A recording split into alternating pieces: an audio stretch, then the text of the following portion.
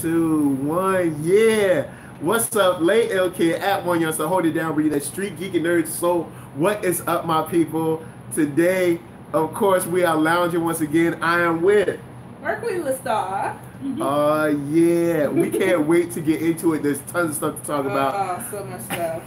We got Kenan, we got Kylie, we got Henry, we got Charlotte, we got Scarlett Johansson. There's some new stuff that dropped about her after we made the note. So all kinds of cool stuff. Yeah. But I think we started off with something nice and light. Nice and light. Kenan. Kenan Thompson. Kenan Thompson, you know. Been doing this thing. All that, because he's all that. What up, Sarah? How you doing? Kel and Kenan, you know, orange soda, forever, you know. What up, Max? But pretty much he got his first Emmy nomination in the 15 years he's been on Saturday Night Live. I cannot believe that dude's been on Saturday Night Live that long. It doesn't seem like it's been that long. It doesn't seem like that long, and he does not get the shine he deserves for that. I was mad bugging when I realized that. I was like, so he's been there since like, what was it, 2013 or something like that? 15, 03. 03. So yeah, he would have been. It is 03. So 03. Oh my so he's been there for a minute putting it in. So we just wanted to congratulate him. I wanted to talk about some of my favorite skits that he's done. He did Suge Knight one time. That was funny. He does LeVar Ball. He does LeVar Ball and Black Jeopardy is straight. Now my favorite one that I watch, and it's predictable, it's a recurring thing. I don't know if they're still doing it. I haven't seen any more recent episodes, but it's like, what's up with that? Oh, really? No, this is like, you know what's gonna happen. Yeah. You know what's gonna happen every single time. It's coming. But I smile so hard, and then like people will have like a slightly different reaction. Like the dude that jumps out like in the jumpsuit and is just doing like the hardest running man that he can possibly do, and like ad libs, you know. Kenan. And the Jerry Curl's on point. Kenan has been like consistently good on the show. And I know he catches a lot of flack because people are like back in the day, they were like, oh, well, Kelly's the funny one and Kenan's not that funny. But Kenan's proved himself, man. He's proved himself on the show. And he writes for the show. Yeah. That's like the important thing. So however you might feel about his performance, which I think is fabulous, by the way. I have no complaints. It's incredible. It's incredible. Yes. He's crushing it. Never lost. I can't review. But anywho, he's tight, but he also writes for the show. And so if because I was pointing out to Michael how some people are like not giving our boy his dues on his I believe he's versatile because whatever character you put him in, he does well for the most part. And it's not going to be 100% with nobody, but for the most part. And I had him in blonde wigs and what up, dresses, King Hebrew? Like, whatever it is, he usually kills it. It's really fun. You can put him in skits with the celebrities. You can have him on his own. And he comes through. And he breaks character the least. The least. Yeah. The least. But it's funny when he breaks character because you know it's funny. Because years of late, there are people who've been breaking character quite a bit. Yo. So, I mean, that's kind of your girl, dang, I can't even think of her name now. She's in Ghostbusters. Leslie Jones. She be breaking character all day, every day. But it's kind of like, it's funny now because I'm waiting for her to mess up. Right. I'm like, right. It's like, I get that slide sketch, y'all, but hey, like, y'all. She be breaking character all the time. But it seems like it's a thing now, and you feel more comfortable doing so when more people are doing it. Yeah. So it's not just her, it's a lot of people, but he does it the least. Yeah. But anywho, we wanted to shout out to him, and he's really underrated. He's not getting nearly as much shine. And maybe that's because, I don't know, I guess people, it's like a big deal to get on because I was reading up on, like, when he auditioned, he really did not expect to get it. He was, just ecstatic when he got it and stuff like that. And his plans are just to continue on and see how long he can be on there. Maybe he'll break the record because right now he's the longest, and that's including legends of yesteryear. He's been on there longer than anybody. But I think unless you stink or unless there's a controversy or something, it's not like they kick you off. As long as you're continually good. Usually people just use it as a launching pad, despite it having this great status. But it's weird because he already had his success. And then he came. It was almost like, all right, cool, I have my success. Retirement plan. And it might be different because you got to think about, that's such a good point. Because he had done movies before coming to SNL. He had done movies. He was on All That. He had his own show. Well, him and Kel had a show. Then he did movies. And then SNL, he was just like, it's cool. I think that's a retirement plan. I think he is. He's putting it in a good angle. He's like, hey, I just want to see how long this can go. But I think he's did it all because it's the reverse. He's a child star.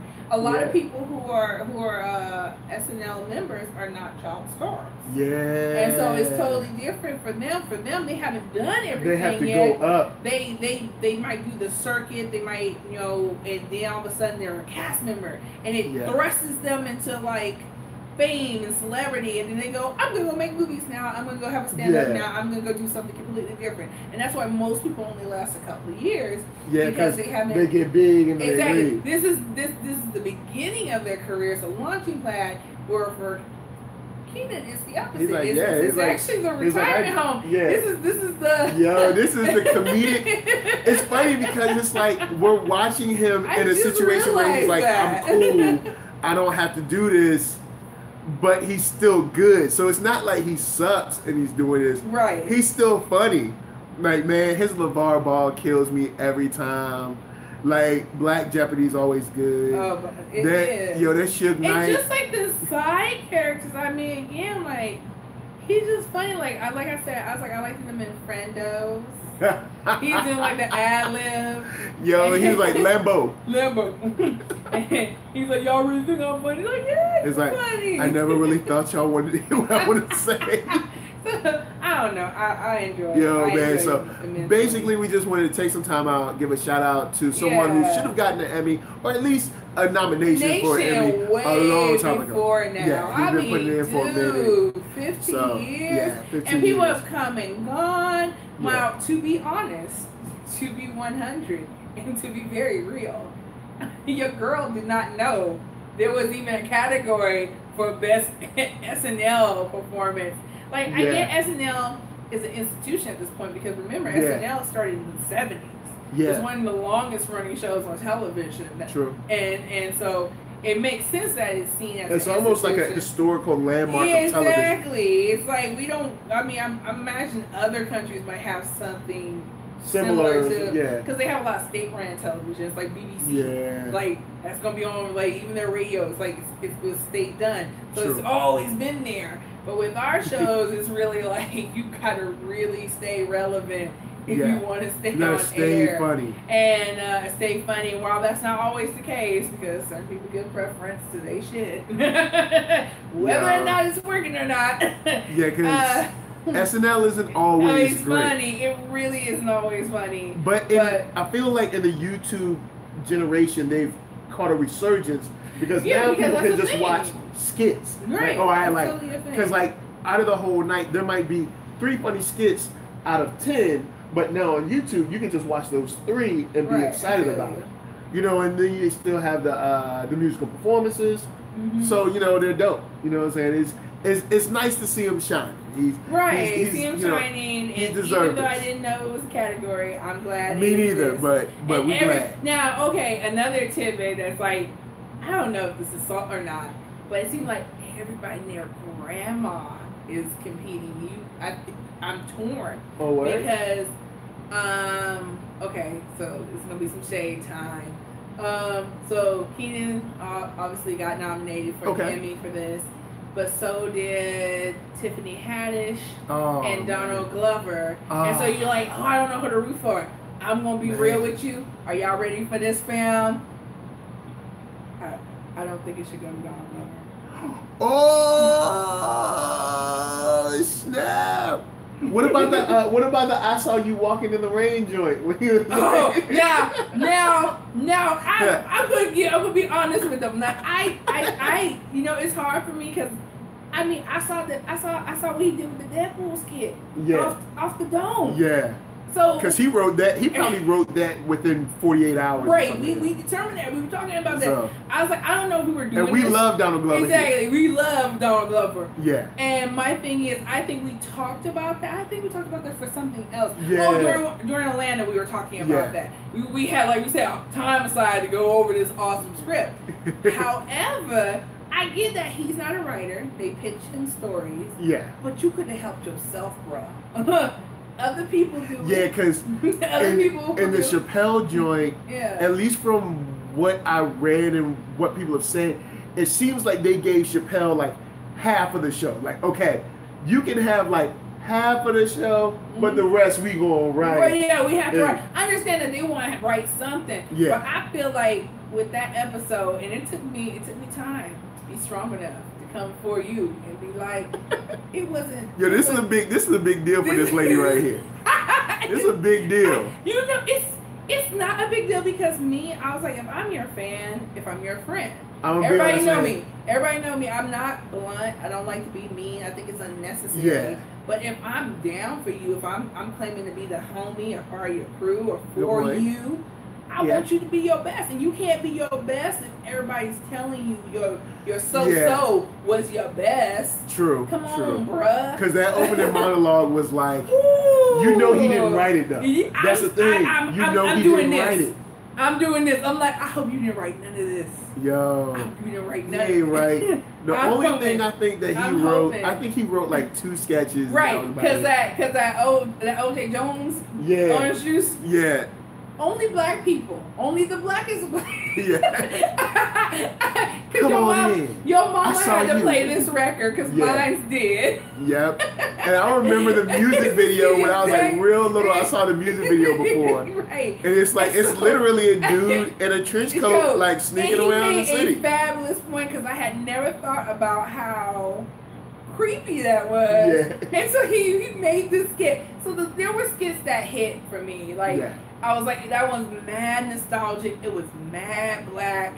I was like, man, I can't mess with it. I didn't think it was like the funniest, but I was like, ooh, I'm living for that one for a whole lot of different reasons. Yeah. I thought the Lando one was funny. Yeah. And it was very poignant. I would even give him the lawyer one and the Barbie one. The Barbie one, yeah. The Barbie one was probably, like, for me, like, one of the best ones. And then, so, I said, but they all hit for, like, the Barbie one was funny. Yeah. And the courtroom one was funny, and that's why they hit. The other ones hit for a whole nother reason. Yeah. And I get y'all wanted to do something about Kanye, but that wasn't it. The Kanye place was like...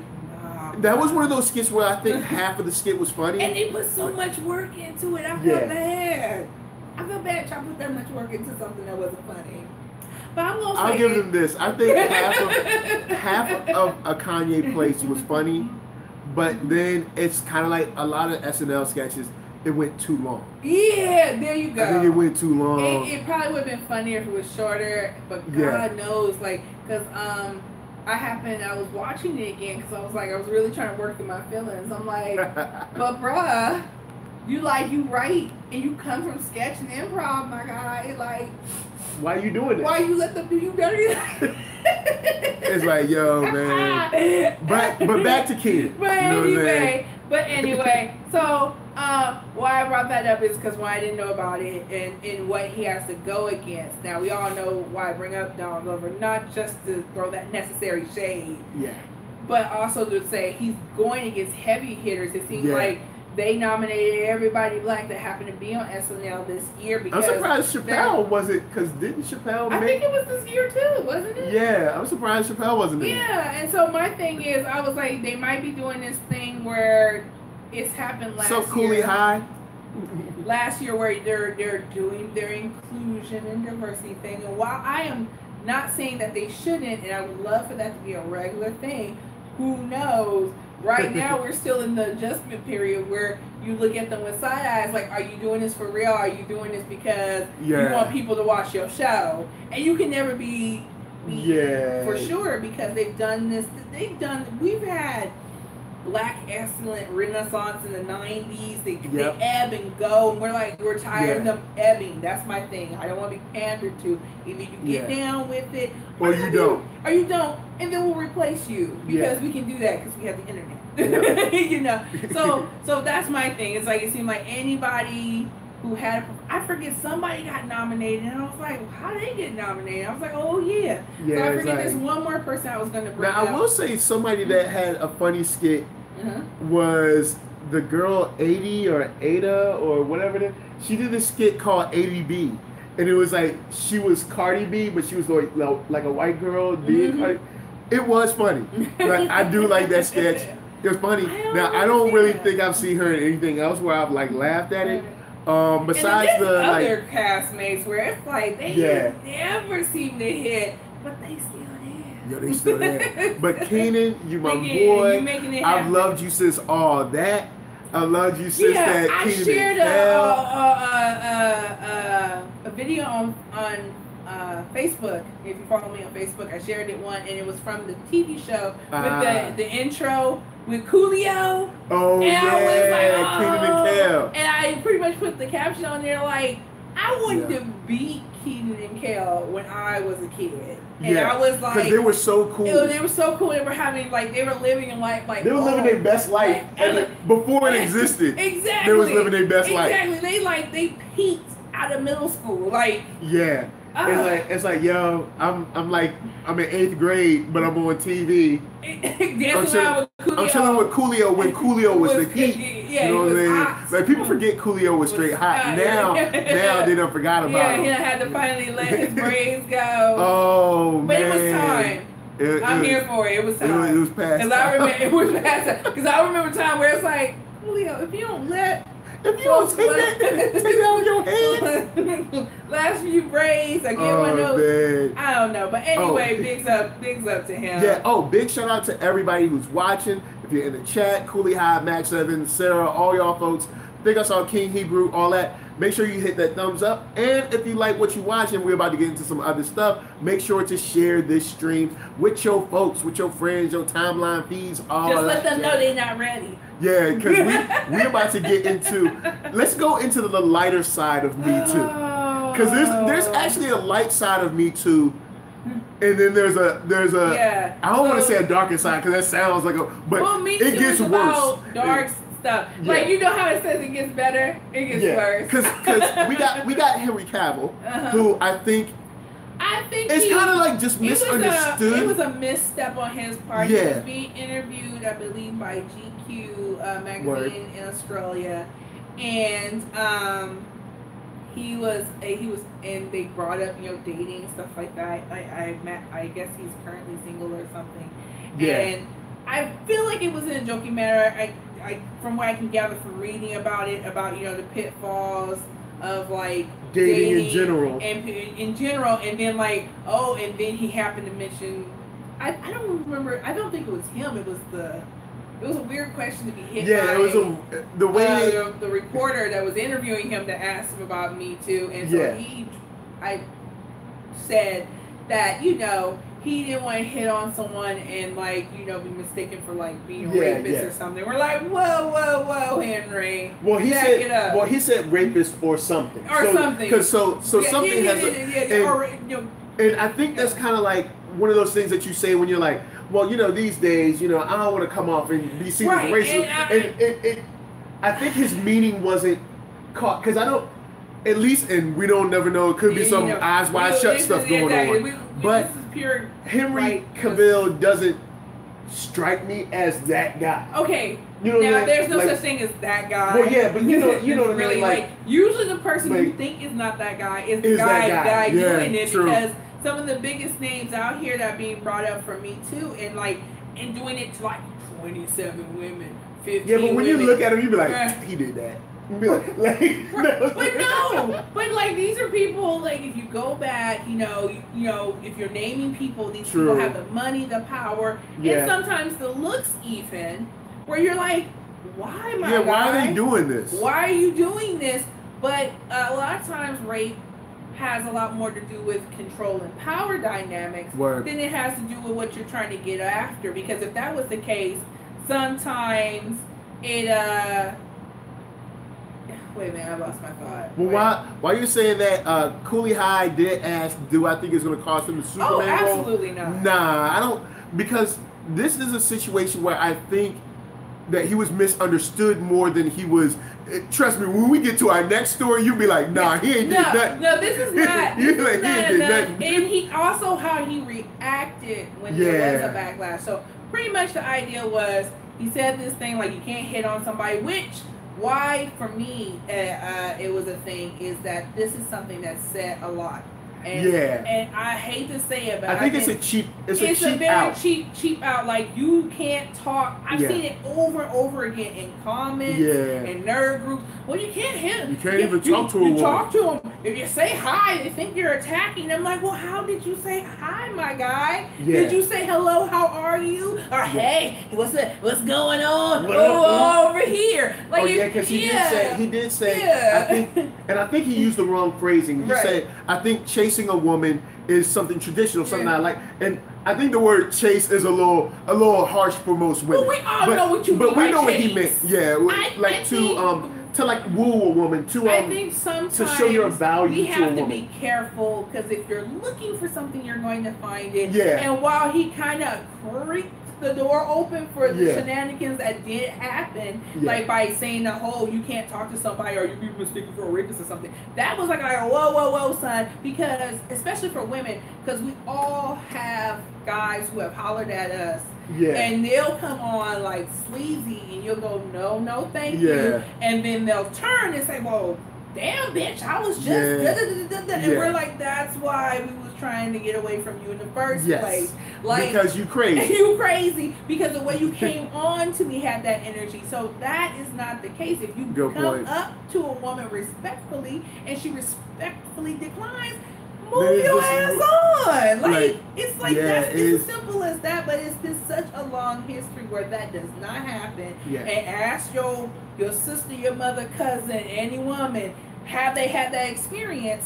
They probably have it. I'm pretty sure they had it where some guys. Because I've seen dudes do that, and I've been like, yo, dude, like, why are you that mad? Exactly. I've literally been beside a guy that's done that and been like, yo, what's up? Like, why are you tripping? Right, like, exactly. So that's why I think I can see women taking such offense now that we are saying, hey, we're going to speak up about this thing. That comic is problematic because all too often guys do go from 0 to 100. And you're like, I didn't ask for none of that. I'm just trying to get to work. And see, another thing that I think's mixed up in his situation that normal people don't see is he's trying to date while also being rich and famous, which throws another wrench in the situation. It's just like, the same reason a lot of these athletes are very, very selective about where they go and stuff. Because, at least for a long time, the smart ones. Because there's ones that will like get all live into it, like, hey, you want some of this, you can have it until they get in trouble. Matter of fact, we need to talk about Snoop tonight. We're going to table Snoop. What happened to Snoop? The old girl got him on Instagram with no shirt on and everything. What happened to his wife? Nothing. She's still married. See? Snoop. And he making gospel albums, but we ain't gonna go there. All right. We just gonna say Henry Cavill. I think it's just a situation where he was misunderstood. And again, what I was getting to is his response was He acknowledged that his comments came off insensitive. He understands what's going on with the MeToo movement, and he clarified what he meant by that. No disrespect, was full of apologies, let's crush that here and now. I'm not that guy. I am respectful. I'm here for women. I'm a supporter. And he went on about his day. And everybody was cool. And everybody was cool. And plus, at the end of the day, he didn't actually do anything to anybody. So there's no. So he has that on his side. No Superman roles. When the next Superman come around, he gonna be Superman. He gonna be he'll still be. Everybody gonna go see Superman. Ain't nobody tripping over it. He gonna be all right. Now let's talk about who ain't gonna be all right or shouldn't be all right. Yeah, because I wonder Because he's been doing this for a long time and it's finally catched up with him. And you would think with all the MeToo stuff when it first went iron hot. But you know what? Another reason why it probably ain't crept up on him so fast is because Charlamagne the God, which is who we're talking about, which is our... Maybe because he's not super duper famous. He's not famous. He's like local. And if you watch like Love and Hip Hop, he's like black community famous. Yeah, he really but is. His not, fame is very limited. Yeah, he's on some like C, sometimes B-list celebrity. Yeah, you know what? You're right. I think that's why it didn't go quick, because the thing with Charlamagne the guy is a lot of people don't know him. Yeah, they don't know they're dealing with a radio personality. You know, it's that guy over there with the two tones. True. I got it. That's why I'm trying to flow through it. Try to flow. Look, all right. So, all right. The more I'll let her tell the story. The further we get, the worse it's going to be. It gets pretty bad. So, so Charlamagne the God does a lot of side projects. Mm-hmm. He was on Guy Code, which I enjoy. I enjoy watching Guy Code. I like Girl Code as well. He was doing a podcast with, I was going to look up his name. I'm going to say Andrew Schwartz is his name. Something like that. And Dope Trash, got that. Which one? Dope Trash. Is that the name of the podcast? No, that's with him and Joe Budden, I think. Okay. So yeah, he's got multiple. Yes, it's Andrew Schwartz, and so he's like multiple projects. And so the thing about this, I didn't even think they have him on. What's it called? Vlad. Vlad TV. Which to me should stand for problematic black man talking, something like that. I know that has nothing to do with the initial. Yo, Vlad. Vlad is always the most problematic. Vlad needs and Vlad's a white dude, right? I assume he's a white guy, but all right. But they always have black rappers on there talking say this. Mad mess. Vlad is the absolute worst interviewer in the world. And why do all of Vlad's interviews sound like he has his people held hostage? Like, listen to his interviews. Like, the conversations don't even flow. And it's not a situation where it's like at a movie junket or a press junket where, you're kind of trying to fill each other out while you're asking questions because there's so many people that they have to interview and so many people they need to speak to. This is a situation where people are sitting down and they've had time to, I assume, meet him or whatever. And they just seem like they talking to Al Qaeda or something. Like, it's just I don't know. I haven't come across those. I've come across the ones with rappers where they're pretty laid back. Oh, okay. It's always the ones I see are always the ones with the rappers. Okay. And I saw the one with Karen Parsons from I don't know why I have not ran into, because I don't go out seeking Vlad TV, but I come across every now and then, and it seems like it's always the most ignorant stances. It's not a good look for black men. It's like, no, they're like, whatever they saying, it's the wrong thing to say. They're always on the wrong side. I was like, what is? Because I remember Lisa, she was like, why is there this long pause before the next question? Mm-hmm. Like Vlad is just like you'll say, how are you doing today? And the rapper will be like, I'm doing great.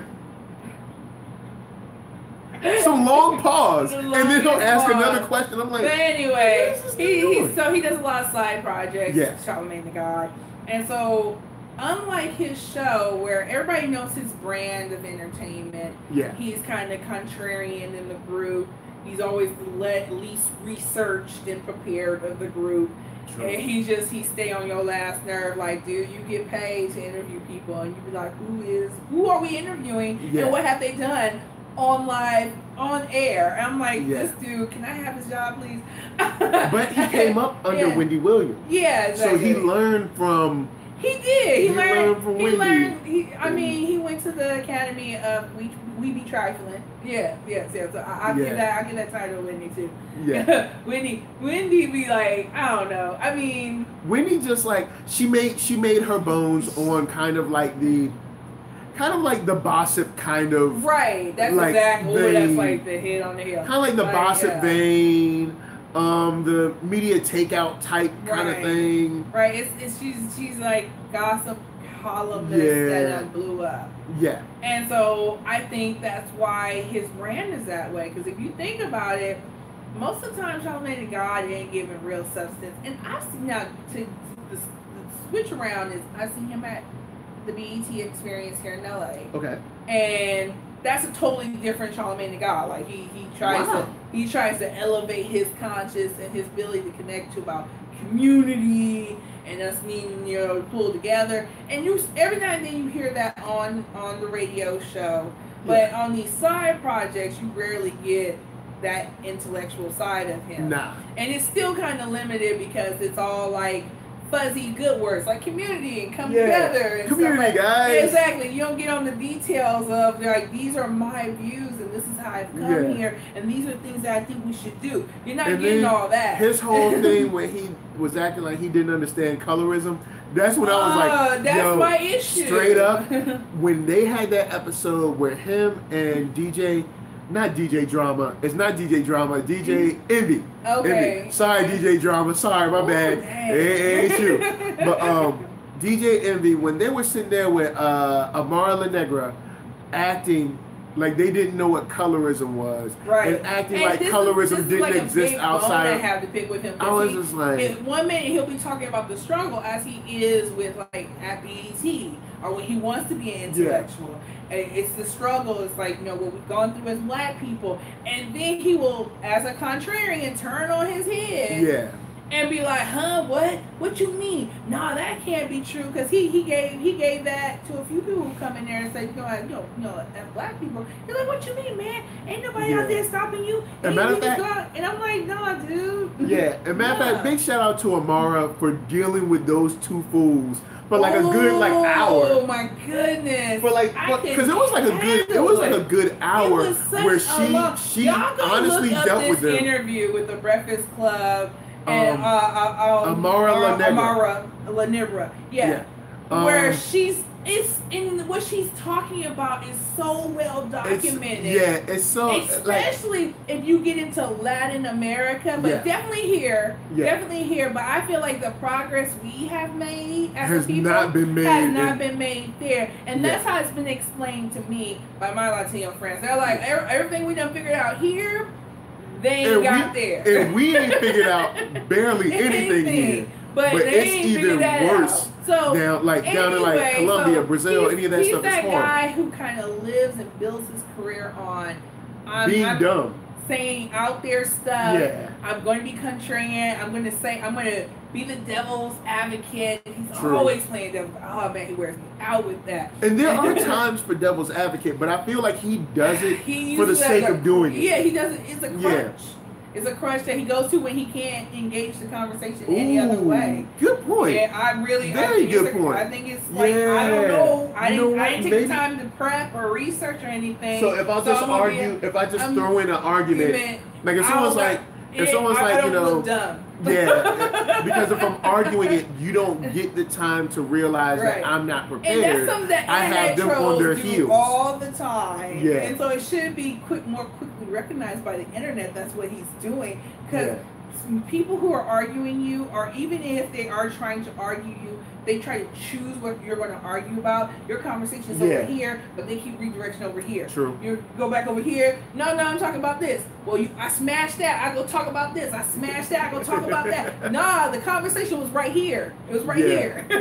So I'm surprised because that's just his thing. And it is his thing. It gets on my nerves, and I stopped watching Breakfast Club because of it. Right. And so depending on who they have sometimes, and then I remember why I don't watch it. Because they'll have like someone you really like, and you're like, oh, I want to watch this. And the second they turn on, you like, this is why I don't watch Breakfast Club. I was like, man, I'm tired of watching people get dragged. Here's the thing. You got DJ Envy, who is kind of like just there to keep time and make sure that the interview ends when it's supposed to. Right. Angela Yee is checked out unless she's plugging like her juice business or whatever. And Charlamagne is just there. I ain't mad at that. And Charlamagne is like just there to argue with you or do some hood stuff. Right. And it's like I don't watch it no more. I try to, but like you said, when you go to an interview, you be like, That's why I stopped watching exactly. Breakfast Club. Right, because they on some other stuff and like they try to stay relevant with the worst memes. Like, yeah. I was like, you could come in prepared and have really interesting dialogue and interviews, but nah, you gonna just scrap the stay hood as possible. Scrape the bottom of the barrel with it. And for a lot of people, it entertains and works. Like sometimes it doesn't need to be complex. Sometimes simplicity, even as bad as that is, works. Yeah. Now it's important to understand the dynamic of the show because then you gotta get into the expectations. Yes. So Charlamagne prides himself on being real honest. Yep. And that's all the information we have is straight from the horse's mouth. Yep. So why we mention side projects is while he tends not to divulge this information, every now and then he says random shit. Like I know that he enjoys having his asshole licked because he's admitted it on air. Wow. Because he's an honest dude. And there was a time where I really respected that. I was like, well, it takes a lot to even admit that, even though you are annoying as fuck in other ways. Yeah. That's a good quality to have, I guess. Yeah, but it's like, I guess. Yeah, exactly. But that quality is also helping us realize what a trash person Charlamagne the God is. And his idea of, so we have the instance that, odd story, how I found out about this and then shared it with Michael was one of my coworkers came to me, and she's a lot younger than I am. And so she was telling me, she's like, I can't believe why didn't you know Charlamagne the God and stuff about, these charges that are from 17 years ago, to be clear. Yeah. And I was like, that's right. So the story she weaved me is something you'll find on, I don't want to say a site because I want to be right about the site. I said, but depending on the site you read, some give you like the abbreviated version that makes him sound like that this is some old charge that people are just dragging up. And then it's just one situation. It's one situation, and the Me Too thing is just dragging everything up, even unnecessary. This is a clear crying wolf, and that's how it was sold to me. So I wanted to read. She's like, you should read it, not knowing that she hadn't read all of it. So then my butt go, and I read one, but I'm the kind of person who likes to read a couple other ones. I always advise you if you're vetting information, you should be able to find it on 3 to 5 sites. Please. If it's real, you should at least be able to find those many, and the story should come together. Yes. Which you'll find if it's fake, misrepresented, they're running it.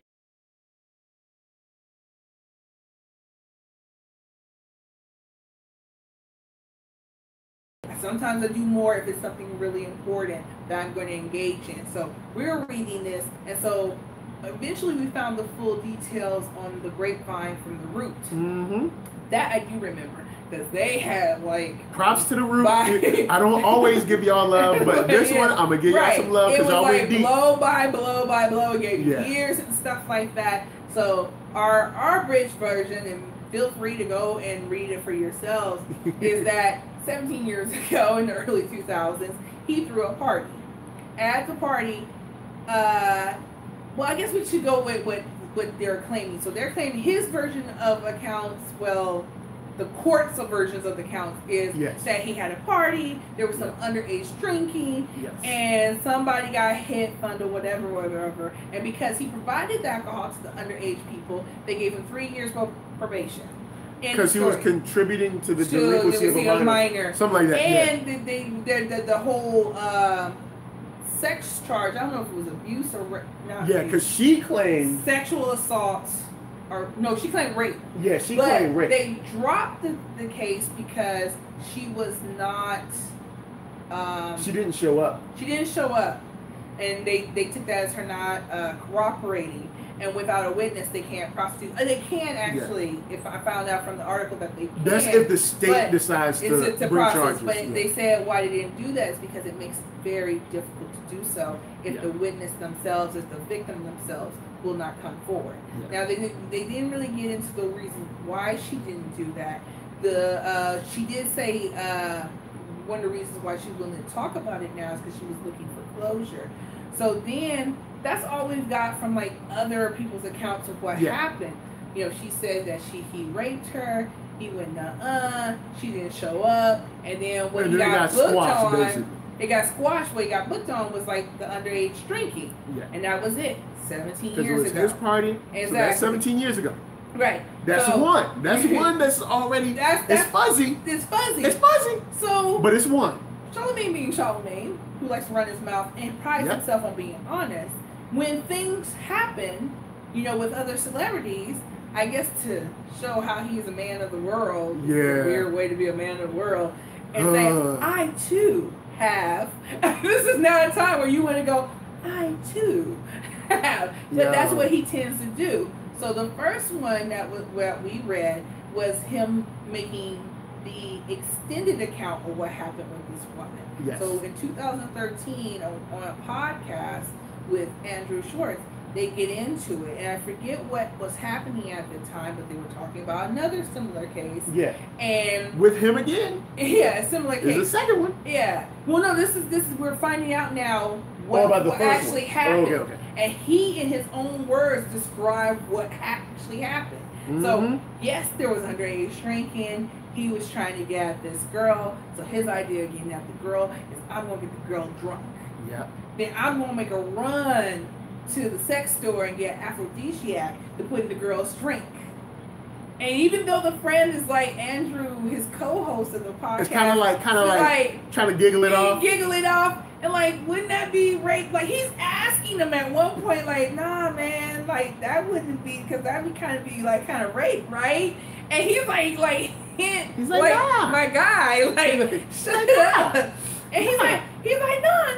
We both agreed. No, we was gonna have sex anyway. We was gonna have sex anyway. It wasn't that we agreed to have sex. It's like, nah, I was gonna get one way in this or not kind of situation. So he has this detail. You guys need to go read it. He gives this blow-by detail of what happens. His whole thing about getting her drunk, sleeping this aphrodisiac into her drink, and then them finally having sex. Them waking up later with her not remembering anything occurred, her having to turn to him and ask him what happened, with them saying we had sex, and she's like, what? And her words were, well, at least it was you. Then he goes further, because like you would hope it couldn't get worse, but it could. So apparently she's so out of, because Andrew asks, well, was she out of it? He's like, nah, she wasn't out of it. She wasn't like blocked out. However, by his own account, he had to stop his boys from coming in and running a train on her. Which means that she was probably out. If if she doesn't remember anything, I gotta ask you. This is girl number 2. This ain't the first girl. Yeah. So the first girl, she said rape. Court said she didn't show up. So that's one girl. That's already with this drinking stuff. But that disappeared. That's gone. It's gone away. Now this new girl drinking stuff again. She blacked out drunk, and he said, I got her drunk. So it's not like a situation like where we were drunk and we had sex. He specifically got her drunk so that he could have sex with her. Right. So and this is all like recorded. This ain't even a hard. This is a slam dunk. I don't know. We didn't find, this was transcripts of the podcast. I imagine it's still out there. Yeah, the podcast. You just listen to it. So if you're like, oh, track, it might be out of context. You go listen to it. Go listen to it yourself. And so we're like, bruh. Then he has another clip, because I was reading up on him more. Where he has another clip where he admits to, like we were talking about earlier, how he was saying, well, sometimes you just have to put your hands on a woman. So after the Chris Brown thing went down, and he's like, I'm not surprised, because you know, eventually you're gonna have to say what. All right. Let me break this down. As a resident man on this show, the resident let me go and break it down. Let us know what's up, resident man. There are times when you can get angry enough to physically hurt someone. When you get that angry, leave.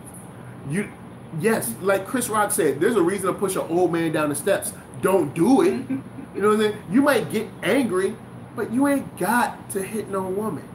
Charlamagne is saying this as a way to kind of shield himself from someone coming in the future and saying, well, he hit me. Like, well, I already said that I hit women when I have to. That's his main thing. Like, he believes that if I'm honest about it, it's okay. It's okay. No, it's not. No. No, That's man. not how it works. Like, you just admitted like you did something horrible and trash and illegal. And because before men come up in here like, well, women hit men, blah blah blah. Yes, they do, but you can't control her. Who can you control? You.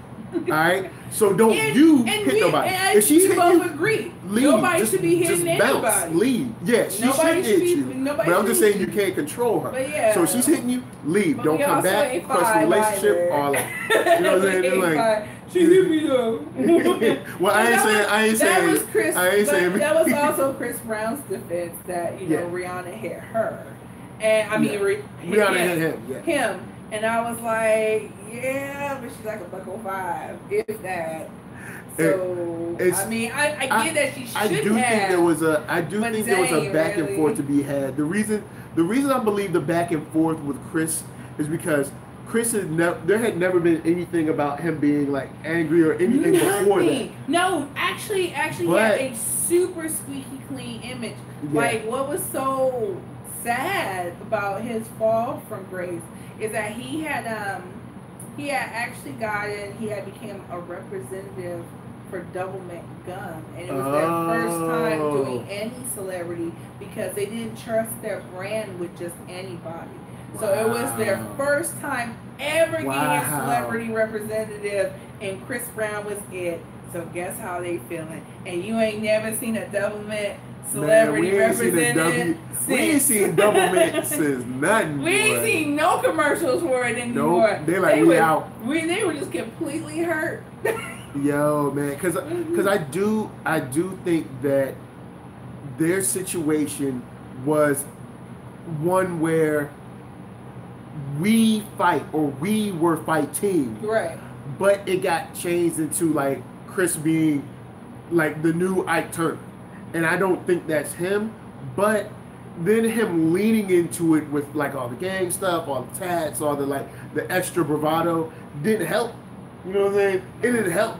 So now it's like people are already like, oh, you the new Ike Turner, and then you being like, yeah, I'm hanging out with Bloods and whatever. It's like, dude, that was a hot mess. Don't make it worse. No.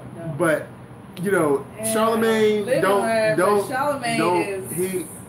I'm just saying, ladies, if you're around Charlamagne, and watch your drinks, be careful because apparently he thinks it's alright. Because he just went. Well, he married now. That's also his defense always, that he's married now and stuff like that, and so none of this applies because he's married now. And I'm like, dude, nah. Just because you married, be like, yo, I stabbed a couple people, but it's alright because I'm married now. It's like that didn't do like those people still got stabbed. So yeah. Yo, man, Charlamagne, I'm surprised he's still.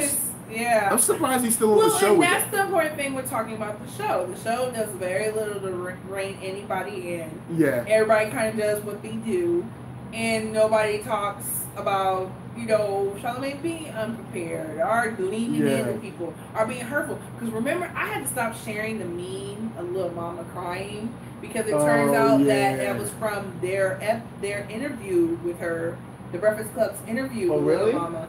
And Charlamagne made that woman cry. How? What are you?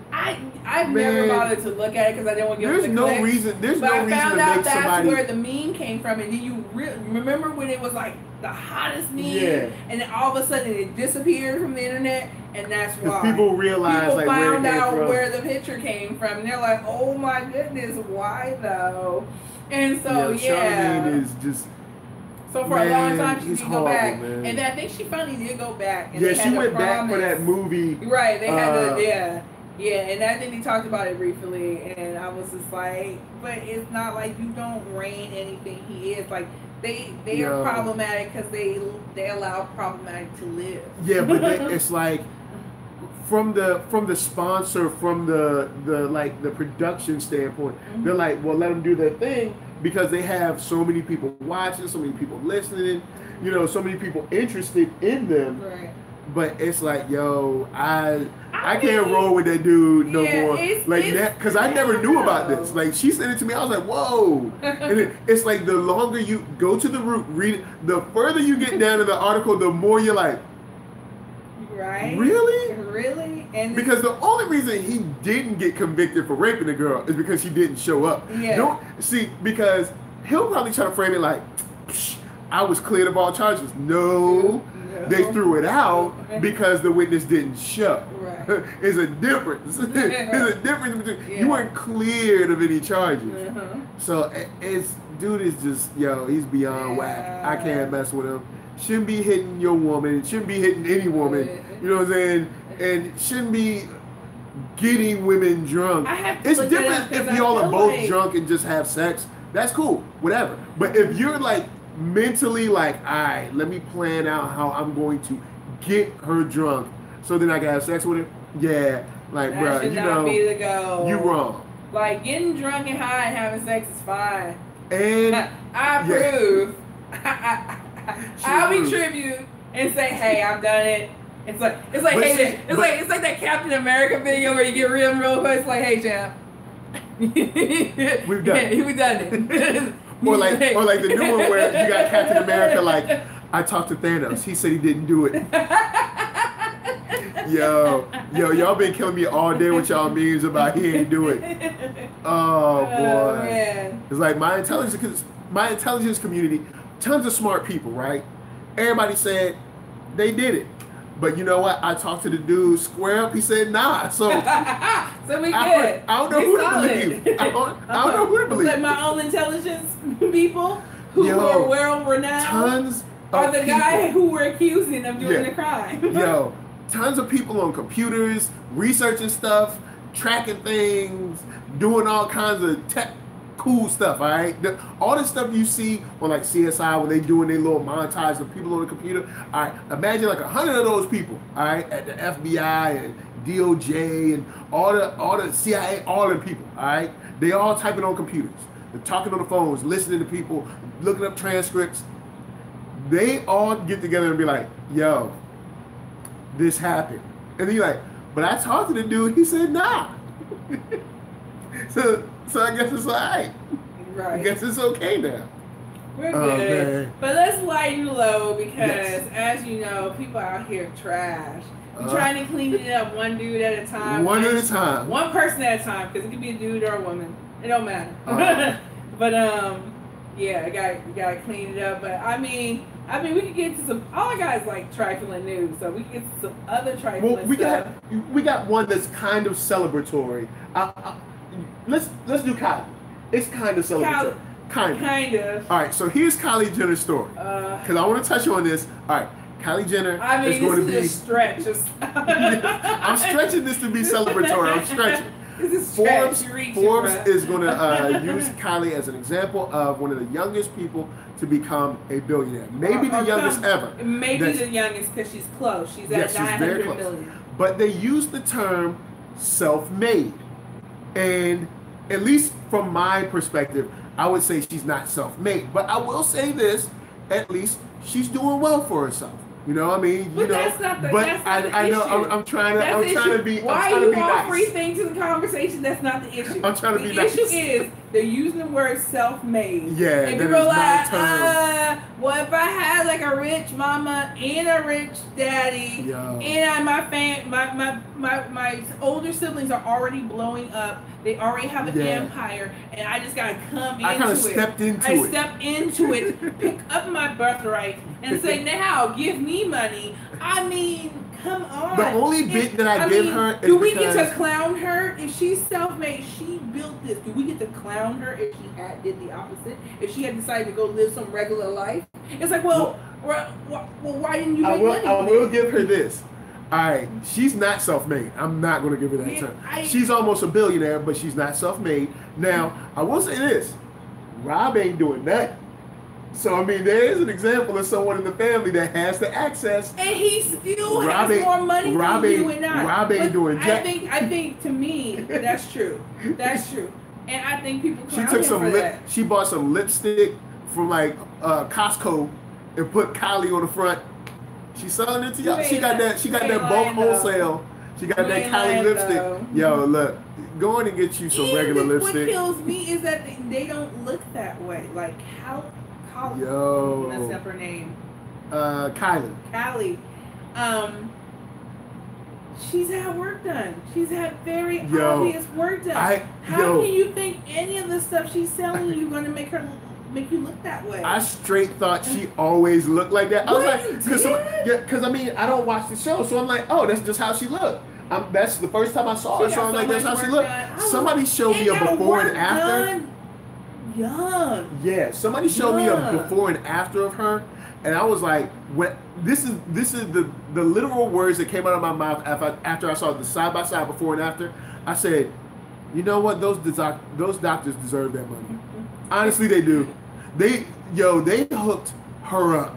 I'm gonna just say that they hooked Kylie up, son. And there's no diss to Kylie, but I'm just saying them doctors, I understand why now. I understand why. I used to be like, they paying all this. All you doing it. She looked mad. They helped her out. They helped her. They hooked.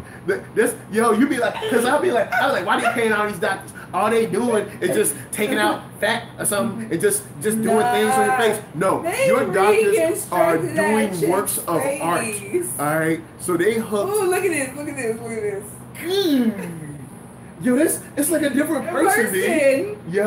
They hooked. Look, that's not you like, lips. Look at that. They did stuff to her cheeks. She got cheek implants. Her doctor she had her nose kind of hooked up. Straight up, her doctor needs royalties. That's how good it is. So that's my thing. She's not they want to say, oh, she went through puberty. Nah, bro. Nah. But all right, so check this. So we got the self-made thing. People fought back a little bit. There were some people that was like I saw, what was it? Phil DeFranco was on his show, and he was talking about, like people fight back against celebrity and blah, blah, blah. And they don't like people because, and I'm paraphrasing. I'm not, these aren't his exact words. But the paraphrase is that, when people are famous, people kind of like come at them just because they're famous. And I'm like, no, people aren't coming at Kylie because she's famous. Has nothing to do with that. People like, cool, Kylie's famous, she's rich, that's fun. Makeup. Her whole face is just new. It's different. I was like, okay, so it looks like the only thing that's the same is her nose. Because the nose is the same. But look, just the way her lid hangs is different. Because now it's like she went from having like these really open eyes to these permanent lazy eyes. Yeah, but it's trying to give you like that lazy, that sleepy, sexy kind of thing. Yeah, that's crazy. Hooked her up, though. Hooked her up. I gotta give you that. They hooked her up. But so then the stupidity doesn't end. Celebrity culture is so perfect. It's so strong. It's like I never want that drug. Like I'm not a big celebrity person. Like I'm the kind of person where somebody has to point out celebrities to me, or I'll just walk past them. But people was drinking the Kool-Aid when they decided to send Miss Moneybags or New Moneybags or On the Rise to Great Moneybags money so she could be the youngest billionaire. See, having 900 million ain't enough. Ain't never enough. They said, this is from the GoFundMe they made for Kylie Jenner. They said, I don't want to live in a world where Kylie is not a billionaire. So they created, and last time I check and see if you can find it. When I checked it, last time I checked it, it was over $600. Now I know that's a long way from 100 million. But the fact that there's more than like $20 in this thing, there's a problem. I'm just going to say it. The fact that there's any money, and even the campaign itself, I'm done. The fact that you typed down. You got to get me tired. I just didn't care for the shenanigans from the get-go. Yeah. All right, let's imagine this. You made a GoFundMe account, right? Then you filled in all your profile, everything, your name, put a picture on there, all that stuff you got to do. Then you made a GoFundMe campaign. Then you had to fill in all the descriptions, all that, put in the pictures and everything. Just for someone who has $900 million. All right? Half a billion. So you want a millionaire who's almost a billionaire to become a billionaire. And you want that money to come from people that's working hard every day. The silver lining of this could be a master plan. This could be like, I'm going to take advantage of some very gullible, dumb people.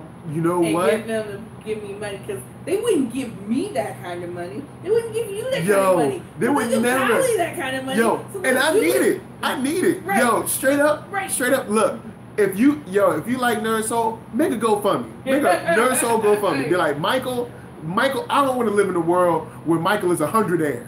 All right? We want to make him 1,000aire. Look, sometimes my 100 game ain't even all that strong. Be a single-aire. All I got is singles, boo. Yo, man, I just don't get it. I don't get it. I don't get it. And I know the Kardashians are super, famous and stuff, but guys, they famous for like a whole lot of nothing. Yeah, but at least they don't need no money, man. Give some money to like your local, I don't know, your local YMCA or something. I don't know. Give it to somebody who needs it. I don't know. Send me money. I can use it. I can use a couple dollars. I got a newborn. I can use some money. You know what I'm saying? Hit me up. But just, guys, she got $900 million. What you need your money for? She don't need, I don't get it. But you know what? Look, it's your money. I can't. I'm just saying, there's better avenues. I wish I would have thought to make a GoFundMe for that reason, to be quite honest. Yeah. be like for Kylie Jenner, but in a small Kylie print. Ain't gonna see none of it. Put a small print like, this is not going to Kylie Jenner. This is coming to Marqueeda LaStar. It's a parody account. That's what you have to say. It's like, oh, satire, and going by your way. Yep. And lesson learned. You're welcome. And see how much money come in and be like, right. Mm-hmm. Yeah. Oh man. See, I know this is our subject. What are the thoughts on Jon Schnepp? Oh, Cooley High. Okay, so Jon Schnepp is a host on Collider. I believe he does Collider Movie Talk. I'm not sure if he's still on there, but he also does Collider Heroes. Right now, guys, the last thing I heard is that he is right now unconscious but in the hospital. So I believe he's stable but unconscious. So beyond that, I haven't gotten any other news from Holly, who is his girlfriend. Guys, share. He has I believe he has a GoFundMe. So guys, if you want to, you can share. That's someone who actually doesn't have $900 million. Could probably use some cash. Oh, you gotta be kidding me. Oh, what's up? Oh. It's trending. Yo, it's trending, and it got over $1,900 in Kylie Jenner's joint. Only I have thought. But man. It's somebody who's making fun. It's because the guy who founded it, or whoever founded it, calling themselves Fat Jew. Oh boy. My goodness. Why did I think of this? This is so freaking yeah, it is. I should have did it, man. Yeah. But with Jon Schnepp, just guys, any warm well wishes or whatever, going to send them out to Jon Schnepp. I believe his Twitter handle is @JonSchnepp. And it's JON no H and then SCHNEPP, I believe. But yeah, he's unconscious. I'm not sure what happened. I just heard that, he was rushed to the hospital and that he's unconscious now.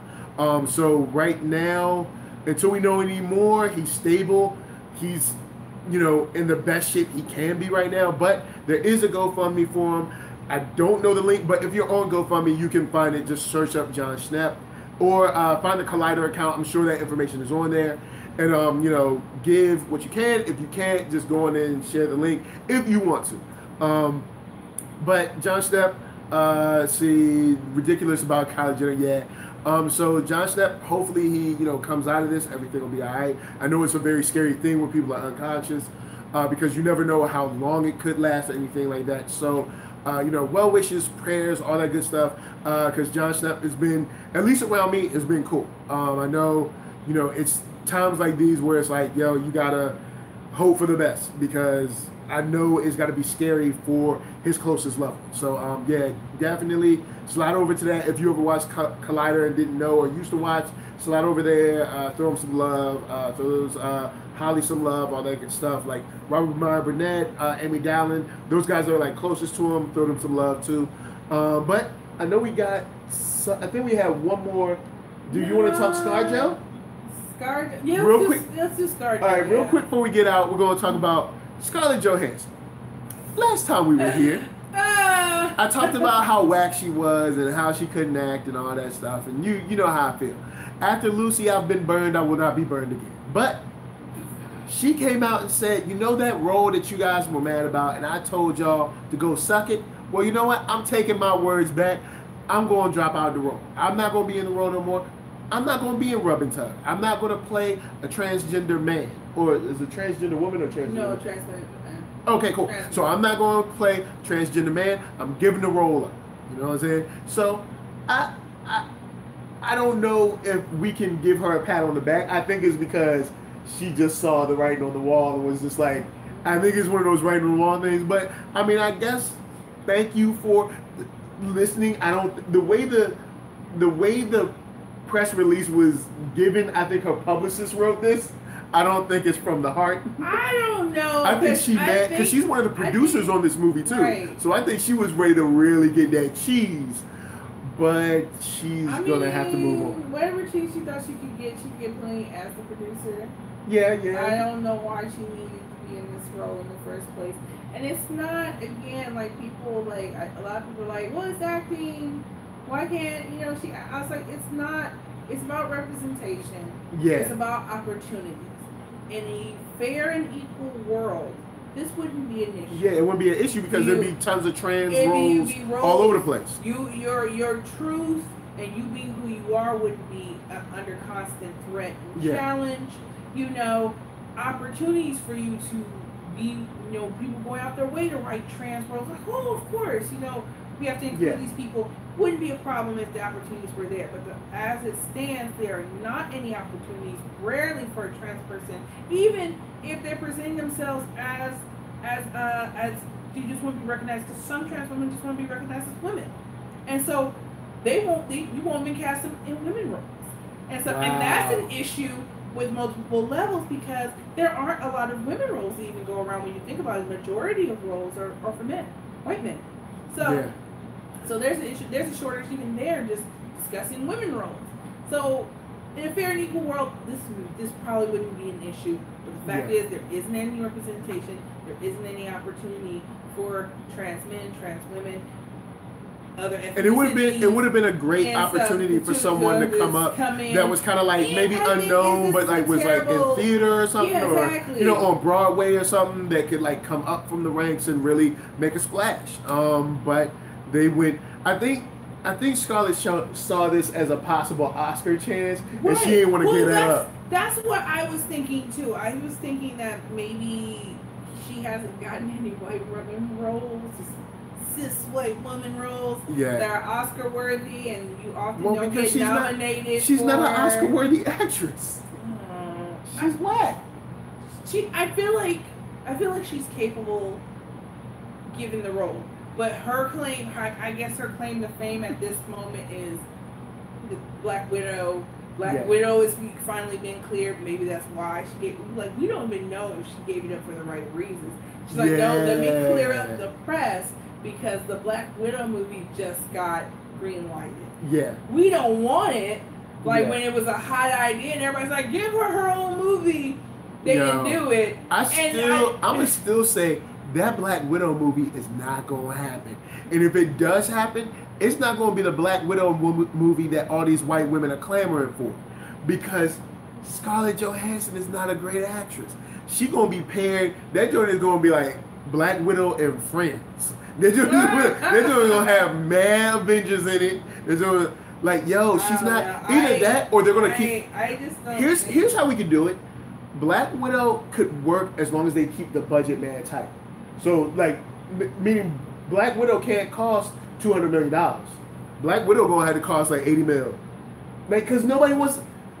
How are you waiting for a Black Widow movie? I just said I wasn't. I ain't waiting for one. You ain't waiting for none either. Yeah. Ain't nobody. We wanted a Black Widow movie probably a year, up to a year, maybe two, after the first Avengers. Since then, we like, nah, we good. We got tons of other sweet movies, and there's better women inside of the MCU now. So yeah, Hawkeye would be in it. Hawkeye, because don't they have a relationship? Yeah, they have a relationship with going back with Shield and all that. So that would have been a cool movie to have, say, up to a year after Avengers, but on Netflix. I don't think I want to see it. And this actually has little to do with Scarlett Johansson. I don't know. The idea just doesn't entertain me like it once was. And there's other women I would prefer to see, like a Storm movie. Yeah. I know that has nothing to do with like X-Men or Marvel because also because Storm is a more interesting character. I think that, and I know people are that you thought, you know, when you compare their lives. I mean, yeah, if you Black Widow is all right. There are interesting storylines. There's the whole fact that they kind of took Black Widow's story from her with Red Sparrow. Yeah, Red Sparrow was already done and so done horribly. Yeah, it's so Black Widow. I was like, this is like, and they call it Red Sparrow. It's a color and an animal. They did, you know, they already did it.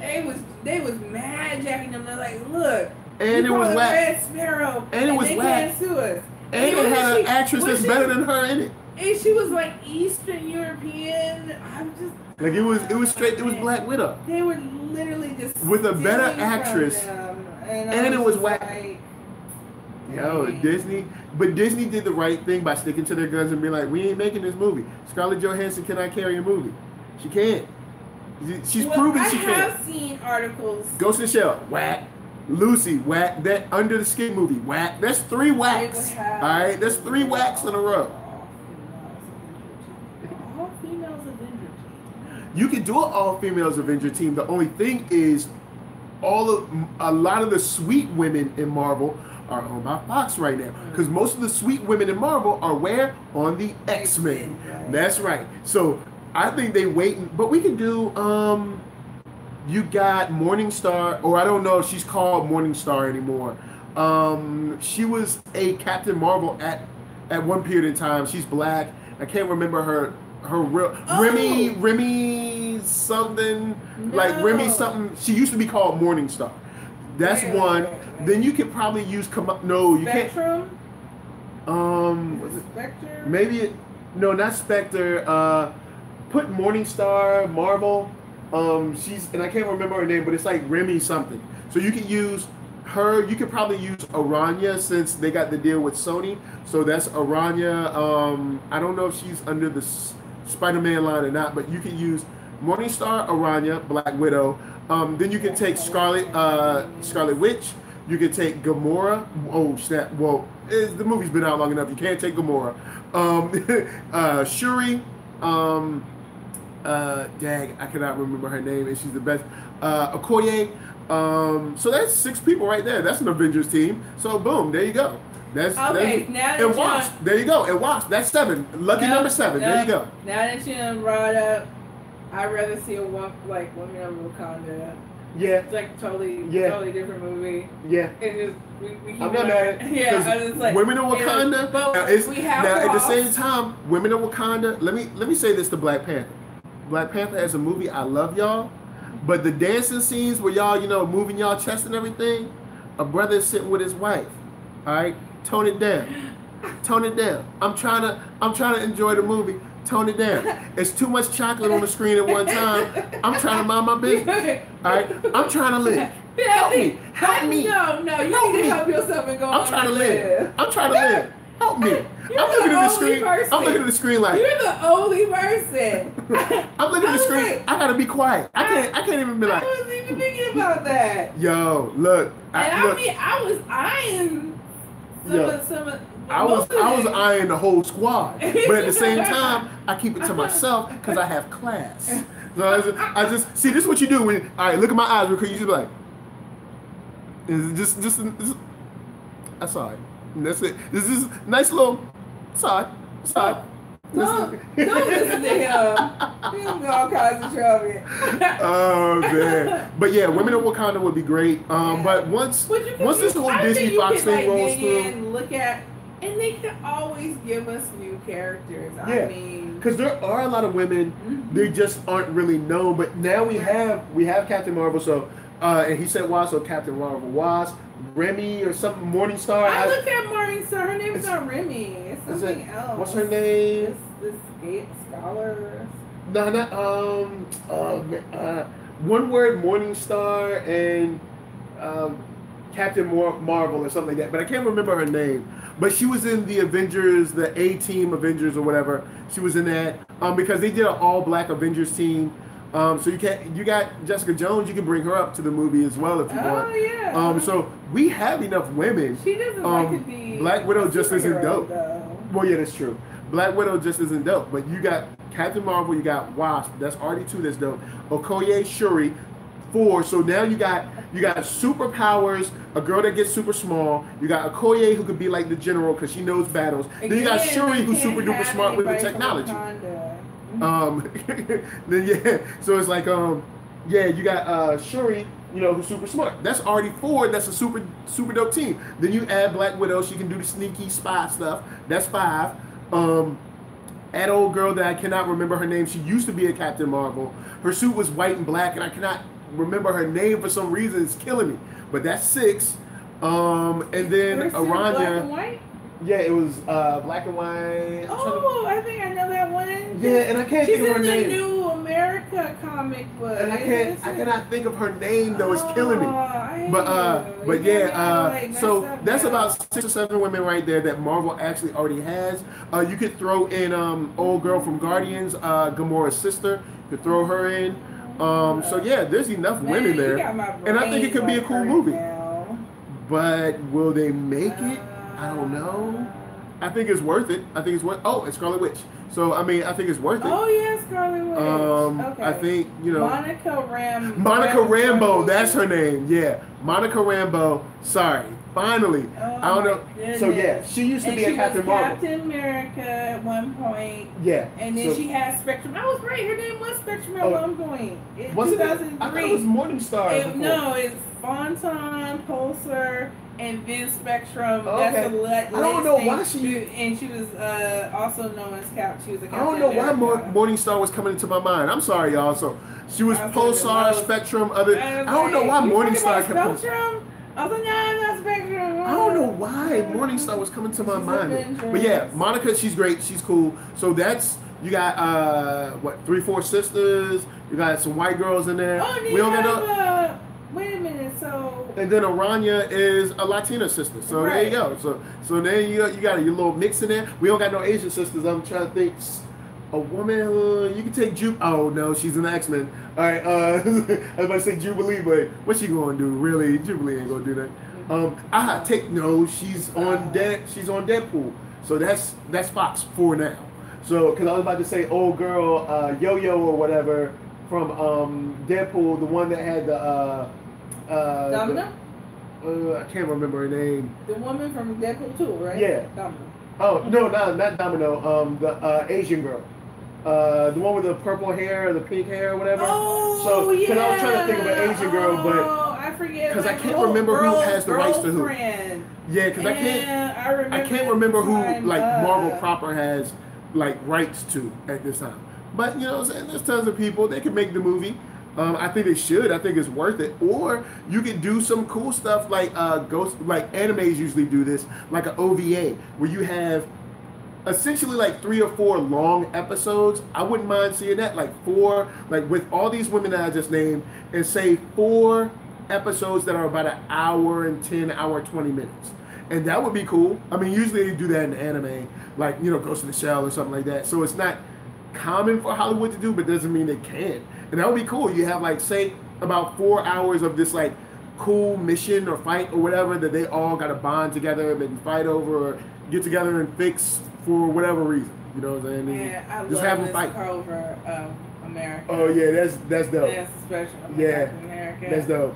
Yeah. That's how I so ended up looking her up. Do they have any posters of that? I tried. I couldn't find any. I was willing to pay big money. Yeah. We're talking about America, the comic book. Yeah. With America Chavez, yeah. She's Miss America, and she's like a and Captain huge Marvel. poster. Well, the cover, which we wish was a poster. I mean, I tried so hard to find a poster because I wanted one so bad. That means that if you want a poster, you're probably gonna have to get it printed up on your own. Yeah. You know what I mean? Through other means. What is with people releasing whack posters from musicians? to like the comic books. You think that poster would be something Marvel would... Exactly. And Marvel could charge a premium for that, too. I'm trying to give y'all my money, but y'all be coming out with the wackest posters. Yo, if Marvel gave us not an 18 by 24 whatever, the one bigger than that, the 24 by 36 or whatever. Yeah. One of those joints of the America cover, man, quit playing. You know what I'm saying? And you could charge $30, $40 of that, and people will sell it out. Yeah. People will sell it out. Yep. And all you doing is paying for ink and paper. That's it. You know what I'm saying? Yo, matter of fact, that I'd pay to have put on canvas. Straight up. It's artwork. You know what? I wonder if I gave my boy John Jennings some canvas and have him remake it, but in his style. I guess if you're doing it for personal use, you yeah. But just remake it, but just like remake it in his style for me. I wonder how much John would charge me. You probably should. Come on, John. Don't charge me too much. No, but you know what? I might. That would be sweet. That's a bomb. I still want that poster to this day. Yeah, it's dope. And I'm surprised. It's one of those things where it's like, it's not a poster. Because, I mean, you can print on demand. They don't have to, like, print them up and keep them. Right. Just have it print on demand and have people order them. You know what? Matter of fact, there is no reason you can't get any Marvel cover to date as a poster. As artwork. That's extra money they just need on the table. But you know what I just thought about? I just seen some of the, I remember a while back, I saw vintage comic book cover as canvas. Oh, okay. And stuff. So yeah, that is totally doable. Yeah, Marvel leaving money on the table on that one. I don't know why. They leaving money on the table. Let me buy this poster from you. Yeah, it's like, yo, I just holla at me. But I guess that's it. We've exercised the demons. It feels like a long time since we saw y'all and everything. We was just remarking on that, but you know. Yeah, you know. Oh, and, we have a question. We missed it. What's up? So they said my wife was smiling so hard for Michael B. Jordan. No, ridiculous, bro. Okay. Yeah, low key, so was I. I was like, remember my first choice, but I still got some love for the brothers. When his like shirt just came out, I was like. He was like, Iraq. Yeah, I was like, oh my goodness. I felt things I haven't felt in a long time. And people, stop going talking about Killmonger beat Black Panther without the serum. Remember, Black Panther took him down, told him to yield, and gave him mercy. That's the only reason Killmonger won, is because he didn't give him mercy. He should have just been like, yeah, been over. Okay, I feel like you are remembering that differently, because Killmonger clearly whooped his ass. Watch the fight scene. Remember, he has him down on the ground, puts the spear to him, and he says, yield. And then he doesn't yield. So technically, he won. He could have stuck him in the neck. But the rules of the fight is that you have to kill. Either the person has to yield or kill. Yeah. And what he didn't realize at that time is there was never going to be a moment where Killmonger would yield. True. It shouldn't be just about might. You know, the whole thing about T'Challa is he's supposed to be the brother who's so smart. He's supposed to be on Batman level. Yeah. Of intelligence. Right. Batman would have known that dude when he wasn't going to yield. Yeah. Shoot, 5-year-old. Everybody in the audience knew, like, you know, bro ain't going to yield. Well, because he felt bad, because he's like, yo, my dad should have brought you home. You know what I'm saying? So he like, all that. But still gotta. But you still gotta. Are you trying? You accept. Gotta kill him. I accept. Okay, you accept. You know what's going down. You know he has to beat him. Gotta take him out. You cannot play with somebody who's here for your life. He wanted to destroy. You could see it in him. Yeah. That's all he wanted to do was kill and destroy. Yeah, you gotta take him out. The stakes are too big. Should he win, what's gonna happen to your mother and your sister? You could not even keep your own father safe. Yo, on the real, I'm like, look, all right, look, you ain't gotta take daddies, all right, look, hey, come on down, so he's so far gone that there is no pleasing Killmonger, and that's what he should have realized. True that. And he didn't realize that until dude got him on a stick somewhere. We all knew the audience that Black Panther was in trouble. Yeah. Thank you, Cooley High. We all knew he needed a phone, a line, a help, or something. Yep, be like, yo, he needed a tap out or something, because we already knew when he did not kill him. I was saying in the movie, I was like, no, don't. It's over. Like, we know how this is going to go. But the other question was, do y'all think Captain America or Iron Man will make it out of Avenger 4 alive? I don't think Captain America. I don't think Captain wants to make it out alive. How about that? That's a good question. You know, it's sometimes there's such a toss up with this next movie, right, because we don't know the title, because Kevin Feige said the title itself is a spoiler. So this Why one's would you tough. choose a title that's a spoiler? The only thing I can think is like the title is like Avengers Disassembled or Avengers Secret War, but no, or Secret Invasion. I don't want you to give me a title that tells me what your movie is. I get that we know what the movie is about. Like Infinity War, we kind of knew. We knew, but Infinity War don't tell you anything other than Infinity War, unless you know what comic book to go get if you haven't read it before. True. So, but to give me a title where I already know. I mean, yes, I know, but you could give me your own version of what's going to happen. True. Yeah. I don't know about that. Kevin, you tripping, man. That's kind of whack. But anyways, my take on it is, I don't know, Iron Man and Captain America, as far as the movies are concerned and how the characters are going, I don't know how Iron Man right now is living with himself. Like, he's one of those like narcissistic, and I get that the narcissism is like it's waning. That's what I'm looking for. It's waning, and he's trying to care. Yeah. But he's lousy at it. He's lousy about caring about others, because he still thinks he's like God's gift to man. He still thinks he's the smartest man in the room. And therefore, whatever he thinks of is the best thing. But he's been running by fear. And then old girl who knew that from Ultron didn't even bother to tell him, like, hey, you know I was able to punk you because you let your fear and your guilt run you. Yep. And as long as you let your fear and your guilt run you, you're easy to manipulate. True. And so now you're dealing with half of the universe gone. That's not going to weigh well on dude. It's only going to make him crumble more. So I'm like, my question is, are they going to want to survive?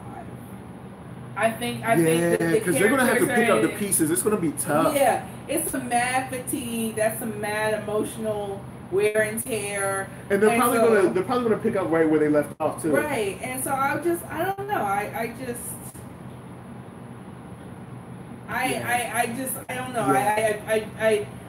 have no idea. I can't see them really surviving, because I feel like both of them are just like in spaces. Like, when am I to the world? All of Captain America's, the way he sees the world, you go from like Captain America the first to now, that's the same universe. Yeah, and those are totally different people. And the second version is struggling in ways that the first one can never imagine he was struggling. Yeah. So I don't know. I feel like they're people of Captain America is a bygone era, and that's becoming really apparent. He's a bygone era, even when he evolves to fit the era that he is in. He's still not being embraced. I think it was important when he broke with his own country. He's Captain freaking America. So for him to have that break, that's like a break that goes down to the very soul of it. So I'm like, my thing is like, I don't know if they got enough juice to make it through the next movie. Even if they don't want to kill him off because of money, I mean, I don't want no BS where it's real obvious they should have died. Yeah. Because it's getting to that point where a lot of people are making a lot of mistakes now. And some of them, it's not that I even have a problem with mistakes, because people are people. Okay. And so if you're so overburdened by how you feel emotionally, you're taxed, you're tired, you've been fighting war after war, and you're just worn down on every front, you might slip up. True. Just like when you're complacent about something, it makes you slip up. Well, you can become complacent just through exhaustion. Yeah. Not ease of life, but everything is you're at constant level. Yeah, you're always fighting something that you're just like, you're tired and you mess up and you make mistakes. Though I still maintain that Iron Man didn't make mistakes. He was just being an asshole. Bucky's redemption. Yeah, Bucky taking up the shield. I'm not sure about that one because of the way this character specifically is written.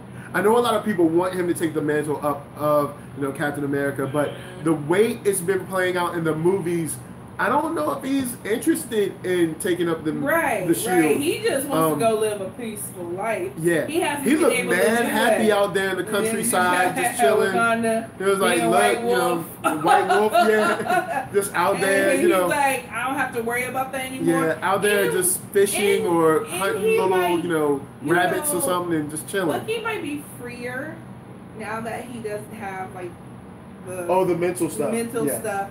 But I don't think, like, overall, I think going against the wrong superhero, like, maybe he's a match. Say he might give Captain America a hard time.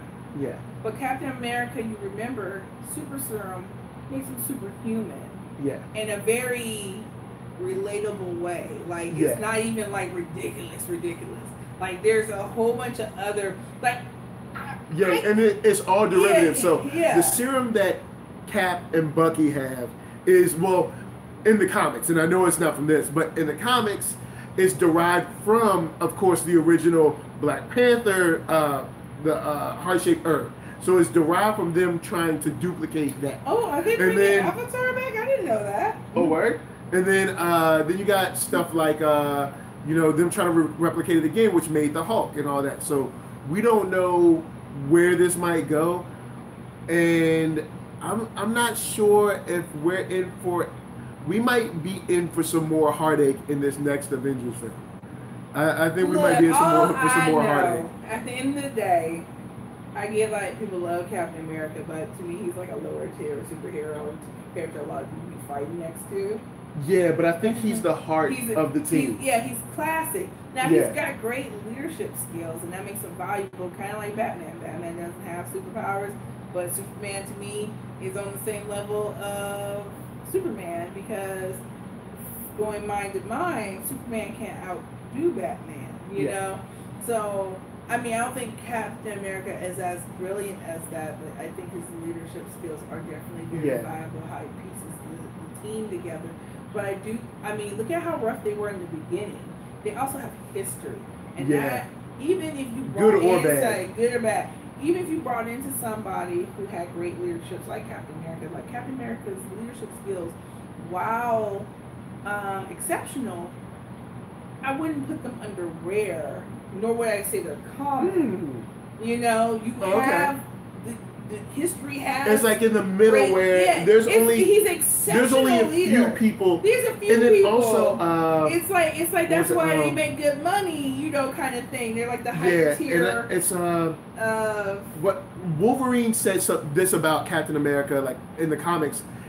He said he's the only man I trust, and that's another thing is that Cap is someone you can trust. Right. Like I can believe in this guy that he's gonna fight with me to the last punch, to the last breath. Yeah. You can't put that trust in anybody. Yeah, exactly. So that's another thing that kind of like makes him. I still think that's like still it's rare. Yeah. I'm gonna say it's rare, but not so rare. But like Okoye is like that. Yeah. So like I think Okoye has those kind of skills. It's a rare quality, but you can't find it. Maybe that's what needs to happen because she did survive, stuff like that. If Captain America is still in shambles from it, because I feel like they're just gonna be dealing with a lot of weight, and any other person, they might be able to see this through to the end, and then you're gonna be done. You're gonna be done one way or another. If they don't die, they're gonna be done one way or the other. Yeah, it's gonna be a tough one. But guys, that is our time. We've had a ball with you guys, running down tons of crazy stuff. Yeah, there's gonna be 4 Avatar films in all once they're done. I'm hoping they're good. I can't bet against James Cameron because he's made dope stuff, so it's hard to bet against him. But it does seem like this might be too late. It's so late. But to his credit, in the 90s when he was saying that the technology wasn't ready for Avatar. I was like, man, what are you talking about? We got good technology. But then when you see Avatar and you think back to the 90s, you're like, yeah, it won't ready. So it's like, maybe he's cooking up some brand new stuff for us. Who knows? But before we bounce, I want Marqueeda LaStar to let you know where you can find her. You can find me at LaStar.next everywhere. Oh my gosh, yay. You can find me, NERDSoul, NERDSoul, one word, online, everywhere. Either you find me or you don't. I'm out here. If you're looking for it, you can find me. So guys, thank you for watching. Hit that thumbs up, subscribe, share it to your folks. And if you're feeling froggy, hit that thumbs down. But I got my eye on you. Anyway. Oh, you don't want his eye on you. All right. I'd be shook too. I'm looking.